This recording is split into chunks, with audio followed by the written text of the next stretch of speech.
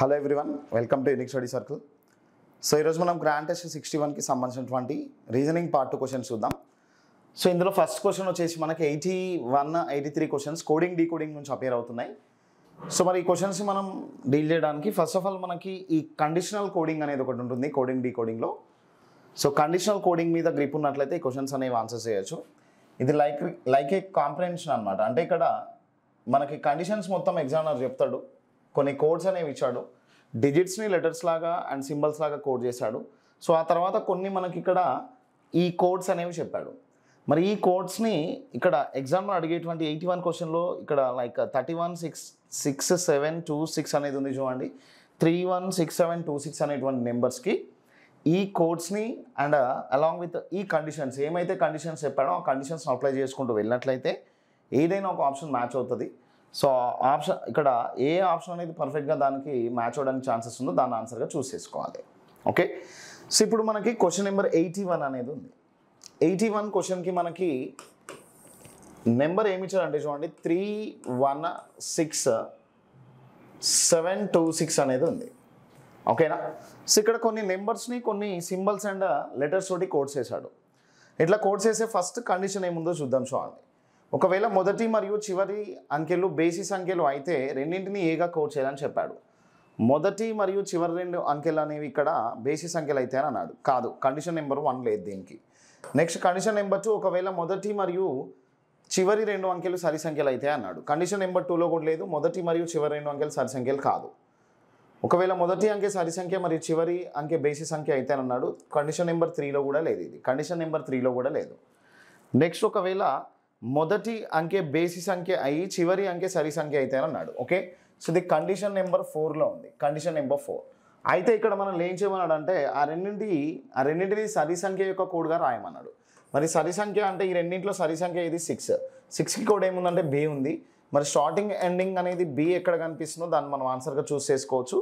Starting ending B అనేది ఎక్కడ కనిపిస్తుంది చూడండి. స్టార్టింగ్ ఎండింగ్ బి అనేది ఆప్షన్ 3లో కనిపిస్తుంది. So option 3 is our answer.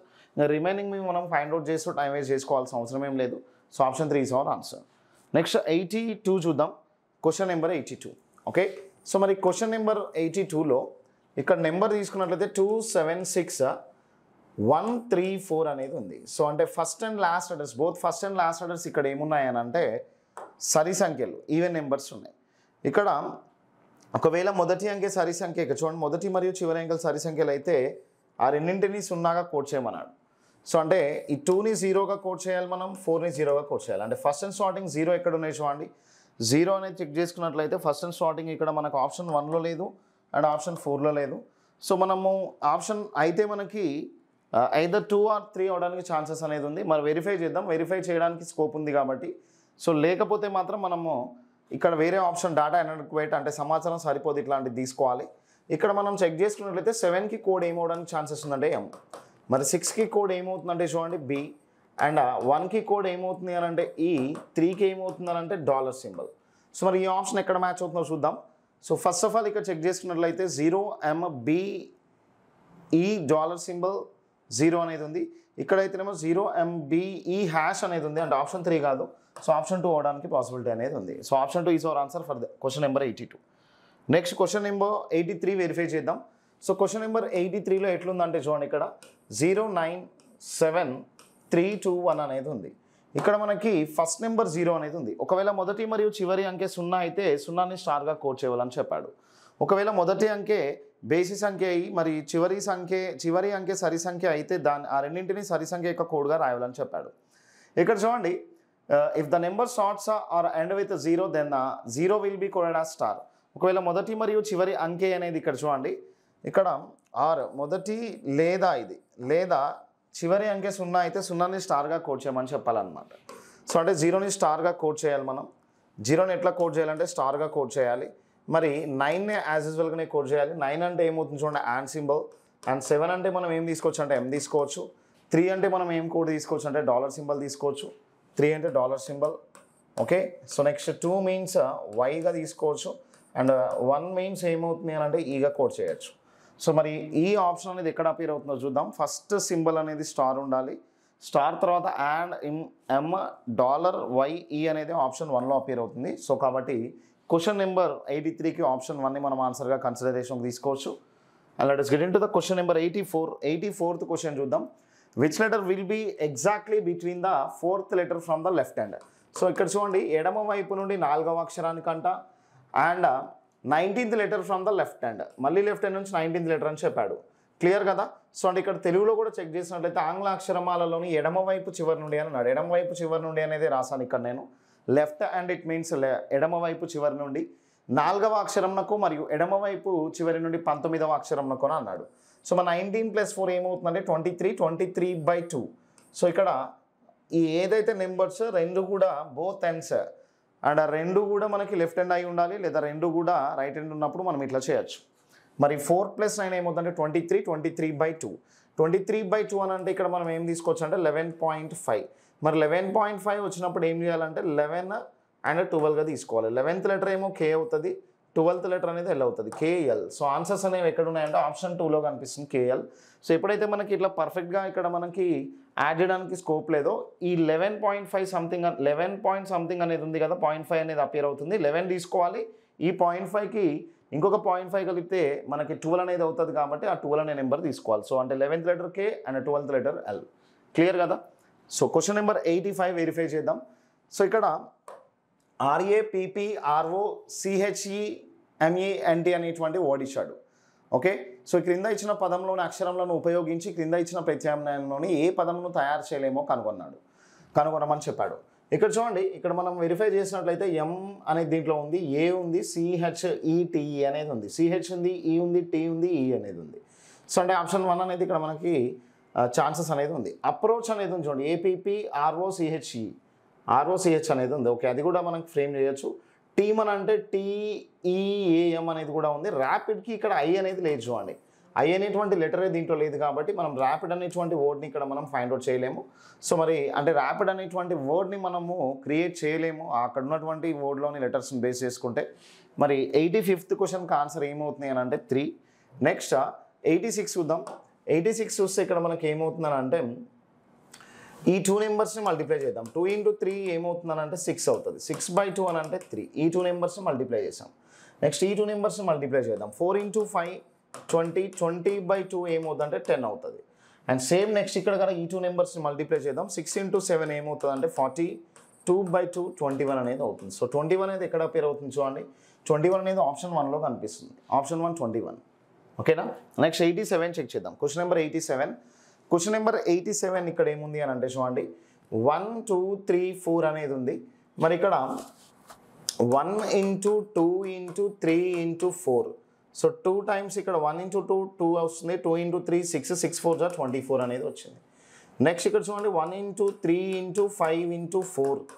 Okay. So 6 5 30, 30 4 120. ఇది కూడా మ్యాచ్ అయింది. నెక్స్ట్ 1 × 4 × 6 × 2, 6 × 2. సో ఇక్కడ 1 × 4 4 అవుతుంది, 4 6 24, 24 × 2 48 అనేది అవుతుంది. సో 48 అనేది ఎక్కడ కనిపిస్తుంది అంటే ఆప్షన్ 3లో కనిపిస్తుంది. 87 ఆప్షన్ 3.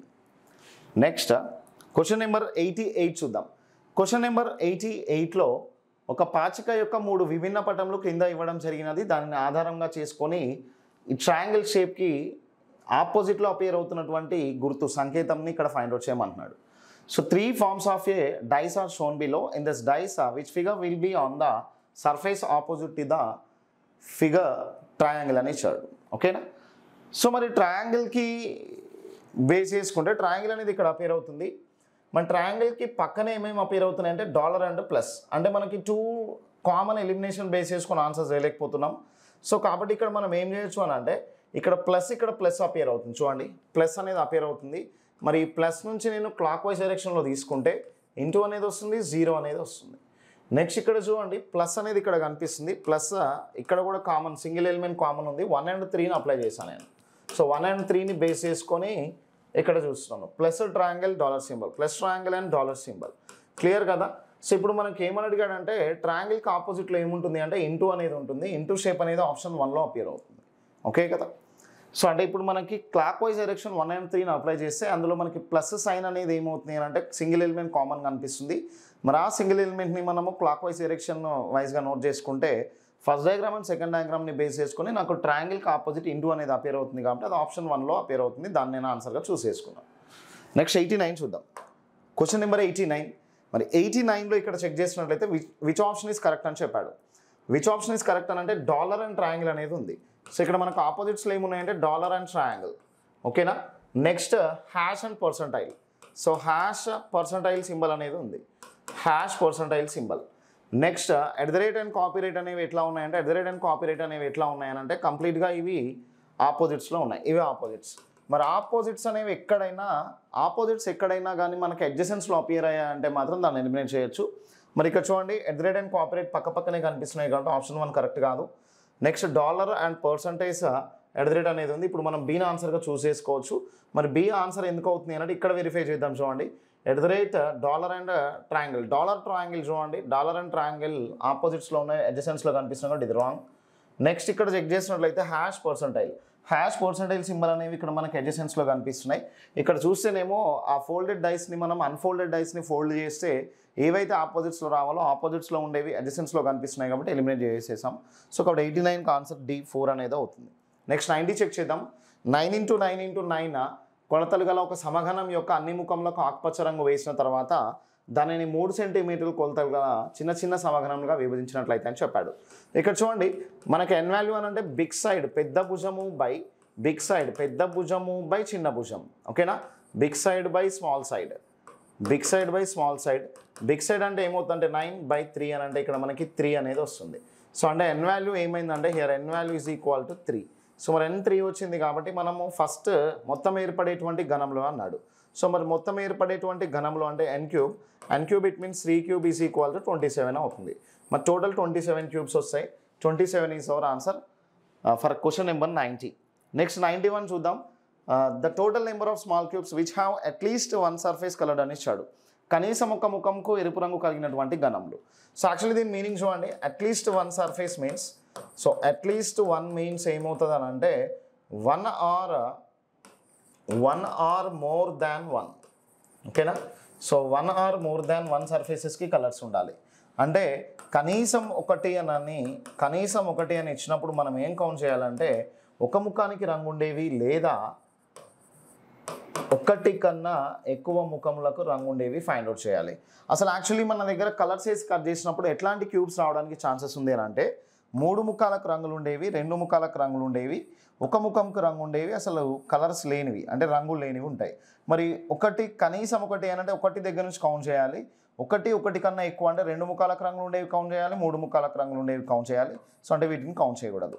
వీటి మూడింటికి ఇండివిజువల్గా ఫార్ములాస్ అని అంటే ఇవి 8, ఇక్కడైతేనేమో 12 × n-2, ఇక్కడైతేనేమో 6 × n-2² ఫార్ములాస్ యాడ్ చేసుకొని చేసిన తర్వాత ఇవన్నీ యాడ్ చేయాలి. యాడ్ చేస్తే నీకు ఆన్సర్ అనేది వస్తుంది. లేదు అని అంటే దీన్ని ఇంకొక ప్యాటర్న్లో చేయొచ్చు. అదేంటంటే టోటల్ మైనస్ కలర్లెస్. మీరు ఈ ప్రాసెస్లో చేసిన ఆన్సర్ని చూస్ చేయొచ్చు. ఈ ప్రాసెస్లో చేసినా కానీ ఆన్సర్ అనేది వస్తుంది. సో మరి n³ మైనస్ కలర్లెస్ అని అంటే n-2³ కదా. సో మరి n³ అని అంటే ఏమవుతుంది అంటే ఇక్కడ 3³ మైనస్ 3-2³ అని అంటే ఏమవుతుంది. సో ఇక్కడ 27 మైనస్ 3 - 1 అంటే 1 వస్తుంది. 1³ ఈజ్ ఈక్వల్ టు 1. సో మరి 27 - 1 ఏమవ్వాలి అంటే 26. So our answer for this question 26 అనేది ఎక్కడ కనిపిస్తుంది అంటే ఆప్షన్ 2లో కనిపిస్తుంది. Option 2 is our answer for this question. ఓకేనా. నెక్స్ట్ క్వశ్చన్ నెంబర్ 92 చెక్ చేద్దాం. 3 ముఖంలకు రంగులు గల ఘనములను అన్నాడు. సో అంటే 3 ఫేసెస్కి కలర్స్ ఉండేటువంటి క్యూబ్స్ ఎక్కడ ఉంటాయంటే corners. So we have 8 corner cubes in this particular diagram. Okay. So అంటే మనకి ఇక్కడ చూడండి మనము 8 కార్నర్ క్యూబ్స్ అనేవి ఎక్కడ చెప్పకూడదు అని అంటే మాత్రం ఆ డైమెన్షన్స్ని బేస్ చేసుకొని చెప్పకూడదు. అంటే ఇక్కడ 8 అనేది ఎక్కడ ఎక్స్ప్రెస్ చేయకూడదు అని అంటే ఇఫ్ సపోజ్ మనకి డైమెన్షన్స్లో ఈ ప్రీవియస్లో 9 × 9 × 9 కనిపించింది చూడండి. సో 9 × 9 × 9 కనిపించింది అని అంటే కంపల్సరీగా ఏమవుతుంది అని అంటే కార్నర్ క్యూబ్స్ 8 అవుతాయి. సో కొన్ని క్యూబాయిడ్స్లో ఏమవుతుంది అని అంటే ఈ క్యూబాయిడ్స్లో మనకి ఈ పీసెస్ వాల్యూ లేదా ఇక్కడ మనకి ఇక్కడ ఇచ్చినటువంటి ఈ డైమెన్షన్స్ని మనము స్మాల్ పీసెస్గా కట్ చేసిన తర్వాత if in case n value అనేది 1 వచ్చినప్పుడు ఏమవుతుంది అని అంటే సో ఒకటే క్యూబ్ అనేది ఇట్లా ఉంటుంది కాబట్టి మరి కార్నర్స్లో 8 క్యూబ్స్ రావడానికి ఛాన్సెస్ లేదు. సో దాన్ని మనము క్లాస్ రూమ్స్లో స్పెషల్ కేస్ క్వశ్చన్స్ కింద ట్రీట్ చేస్తూ చెప్పాం కాబట్టి అట్లా స్పెషల్ కేస్ కనిపించినప్పుడు మాత్రం 8 అనేది ఆన్సర్గా చేయకూడదు. ఇక్కడ మాత్రం ఈ పర్టికులర్ క్వశ్చన్లో ఇది మనకి క్యూబ్ కాబట్టి సమఘనం కాబట్టి ప్రాబ్లం ఏం లేదు. సో దీర్ఘఘనం అయితే ఎవ్రీ టైం మనం చెక్ చేయాలి 8 కార్నర్ క్యూబ్స్ ఉంటాయా లేదా అనేది. నెక్స్ట్ మనకి ఇక్కడ 93 చెక్ చేద్దాం. Question number 93. క్వశ్చన్ నెంబర్ 93ని వెరిఫై చేసినట్లయితే ఇక్కడ చూడండి దీన్ని ఎట్లా చెప్పొచ్చు అని అంటే, సో ఇప్పుడు ఫస్ట్ ఆఫ్ ఆల్ 3/3 మ్యాట్రిక్స్ అనేది కనిపిస్తుంది చూడండి. దీంట్లో మనకి 3/3 మ్యాట్రిక్స్ కనిపిస్తుంది. ఓకేనా, 3/3 మ్యాట్రిక్స్ అనేది కనిపిస్తుంది.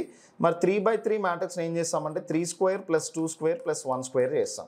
ఓకేనా, ఇది 9 అవుతుంది, ఇది 4 అవుతుంది అండ్ ఇది 1 అవుతుంది. మొత్తం మీద మనకి ఇక్కడ 14 వచ్చింది.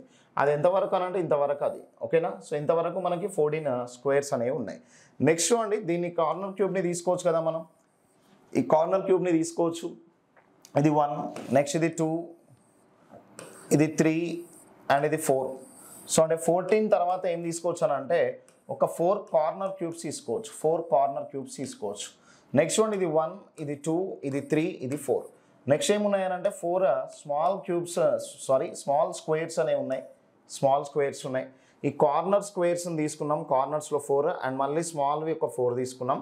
అండ్ దాంతోపాటు ఇక్కడ చూడండి దీన్ని మనం స్క్వేర్గా తీసుకోవచ్చు. ఇది 1, చూడండి ఇది 1, నెక్స్ట్ ఇది 2, ఇది 2, నెక్స్ట్ ఇది 3 అండ్ ఇది 4 అవుతుంది. సో ఎక్స్ట్రా మళ్ళీ 4గా తీసుకోవచ్చు. 4 అనేవి బిగ్ స్క్వేర్స్ ఉన్నాయి చూడండి. 4 బిగ్ స్క్వేర్స్ ఉన్నాయి కార్నర్స్ని బేస్ చేసుకొని.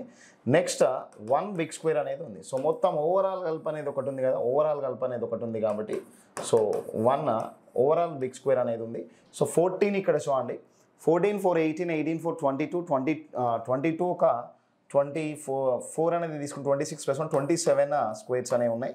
27 మనకి ఇచ్చినటువంటి ఆప్షన్స్లో హైయెస్ట్ నెంబర్ అనేది ఉంది. సో ఆప్షన్ 427 అనేది అవుతుంది. So next question number 94 verify చేద్దాం. మరి క్వశ్చన్ నెంబర్ 94లో ఇక్కడ చూడండి. సో మనందరికీ తెలుసు ఇట్లా ఈ షేప్ అపియర్ అయింది అని అంటే దీంట్లో 3 ట్రయాంగిల్స్ ఉంటాయి. మరి 3 ట్రయాంగిల్స్ అంటే ఇట్లాంటివి ఎన్ని ఉన్నాయంటే మొత్తం మీద చూడండి 4 × 3 12 అనేది అవుతుంది. ఎందుకంటే ఇది ఒకటి తీసుకోవచ్చు మనం. ఇది 1, సో ఇది మొత్తం కలిపితే ఇది 1 2, దీంతో కలుపుకొని 3, ఇది కలుపుకొని ఒకటి 4. సో మొత్తం మీద మనకి ఇట్లాంటి డయాగ్రామ్స్ ఏ ఉన్నాయి 4 ఉన్నాయి కాబట్టి 4 × 3 12 అవుతుంది. 12 ఆర్ మోర్ అనేది ఆప్షన్ 2లో కనిపిస్తుంది కాబట్టి ఆప్షన్ 2ని మనం ఆన్సర్గా కన్సిడరేషన్ తీసుకోవచ్చు. Next question number 95. What was the day of the week on 13 April 1973 అనేది ఉంది. ఓకేనా, 13 April 1973 అని అంటే సో 13 తీసుకుందాం. సో మనకి ఇక్కడ డేట్ మంత్ కూడా 1 అప్లై చేయాలి కాబట్టి 13 తీసుకుందాం. సో ఏప్రిల్ మంత్ కూడా ఏమవుతుందంటే 144 అండ్ 025 అనేది ఉంది కాబట్టి 0 అనేది ఏప్రిల్ కోడ్ అవుతుంది. అండ్ 23 తీసుకున్నాం. ఇయర్ అనేది చెక్ చేసుకున్నట్లయితే లాస్ట్ 2 డిజిట్స్ తీసుకోవాలి 23. మరి 23ని డివైడెడ్ బై 4 చేస్తే 5 టైమ్స్ కట్ చేస్తుంది. ప్లస్ ఇక్కడ మనకి ఈ సెంచరీ కోడ్ 17 ఉంది అని అంటే మనం ఏం తీసుకోవచ్చు అని అంటే 4 అనేది తీసుకోవచ్చు.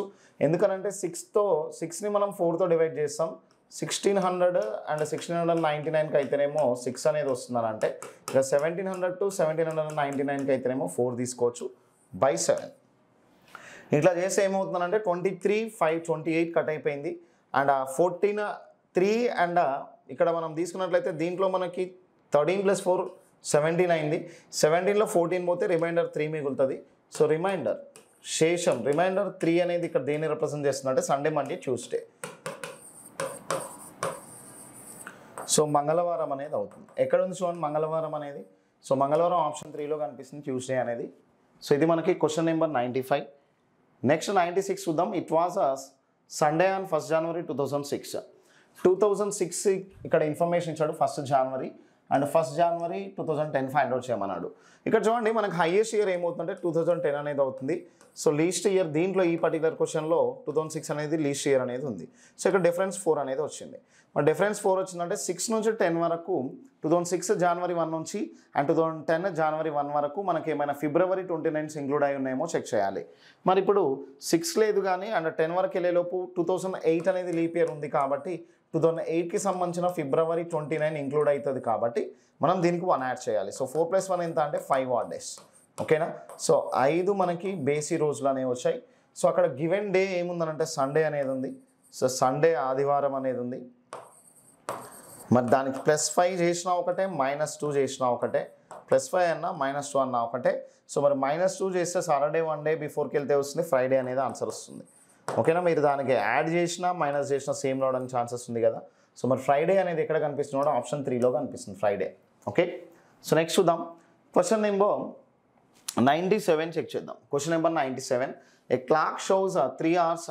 What will be the time after hour needle moves 135 degrees అని ఇచ్చాడు.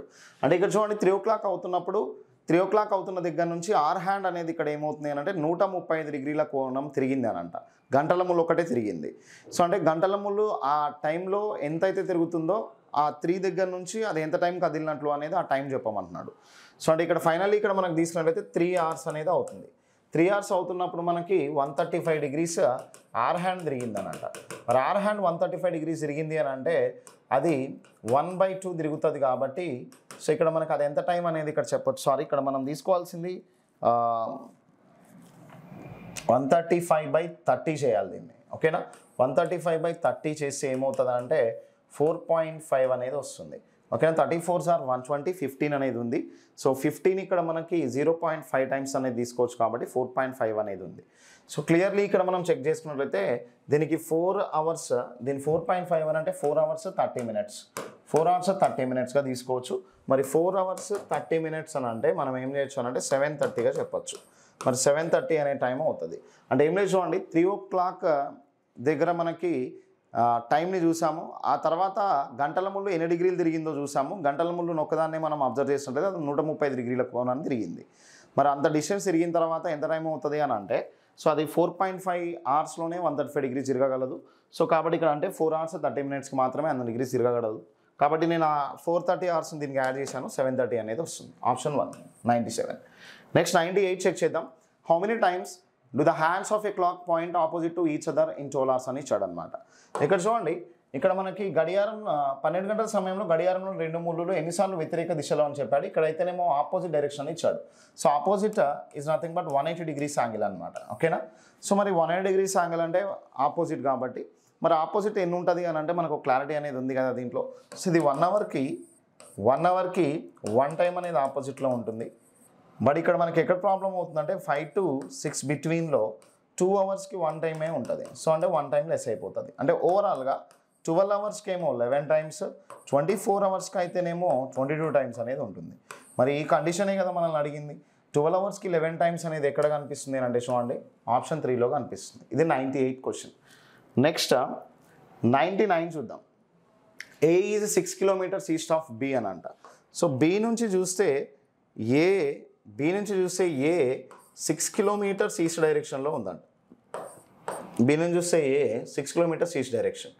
C is 4 kilometers north of B. So B నుంచి చూస్తే 4 kilometers నార్త్ డైరెక్షన్లో సి ఉందంట. Next D is 12 kilometers south of C అని అంట. సి నుంచి అండ్ 12 kilometers అని చెప్పాడు. సి నుంచి 12 kilometers ఎవరున్నారు అని అంటే డి. ఓకేనా, సో డి ఎక్కడ ఉన్నాడు అని అంటే సి నుంచి 12 kilometers అంటే ఇక్కడ 4 ఆల్రెడీ ఉంది కాబట్టి 8 kilometers డిస్టెన్స్గా తీసుకోవచ్చు. Clear. So now how far and in which direction is D from A. A వద్ద నుంచి చూస్తే డి ఏ డైరెక్షన్లో అండ్ ఎంత డిస్టెన్స్లో ఉన్నాడో చెప్పమన్నాడు. మరి ఇదే డైరెక్షన్ అవుతుంది అంటే మనకి south west direction. South west అంటే నైరుతి. సో నైరుతి మీద 2 ఆప్షన్స్ ఉన్నాయి కాబట్టి first option and 4th option eliminate చేసాం.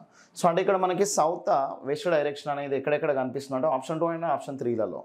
మరి ఆప్షన్ 3 ఆప్షన్ 2 అనేది ఆన్సర్స్ అవ్వడానికి ఛాన్సెస్ ఉంది కాబట్టి మనము ఖచ్చితంగా ఈ నెంబర్ అయితే ఫైండ్ అవుట్ చేయాల్సిందే. మరి 10 అవుతుందా 14 అవుతుందా వెరిఫై చేద్దాం. సో మనకి పైథాగోరియన్ ట్రిపుల్స్ ఉంటాయి కదా, ఆ ట్రిపుల్స్లో 3, 4, 5 అనేటువంటి ట్రిపుల్ ఉంది కదా. సో దీన్ని నేను 2 అనే కాన్స్టెంట్ తోటి నేను మల్టిప్లై చేస్తున్నా. 3 into 2 ఏమవుతుందంటే 6 అవుతుంది. 4 into 2 అంటే 8, 5 into 2 10 అనేది అవుతుంది. సో ఆల్రెడీ మనకి 6 అపేర్ అవుతుంది, ఇక్కడ 6 ఇక్కడ అపేర్ అవుతుంది అండ్ 8 అనేది ఇక్కడ అపేర్ అవుతుంది కాబట్టి మనం ఏం తీసుకోవచ్చు అంటే 10 kilometers. లేదు నేను దీన్ని పైథాగరస్ రూల్ వైజ్గా అప్లై చేస్తానంటే అప్లై చేసుకోవచ్చు. అప్లై చేసినా కానీ మనకు వచ్చేది ఏంటంటే 10 kilometers అనేది వస్తుంది. మరి దీని ఒకవేళ పైథాగరస్ రూల్ వైజ్గా చేస్తే ఎట్లా వస్తుందని అంటే ఇప్పుడు మనకి hypotenuse square is equal to root of side square plus side square అనేది చేయొచ్చు. మరి ఇక్కడ మనకి hypotenuse square is equal to side square plus side square. Okay,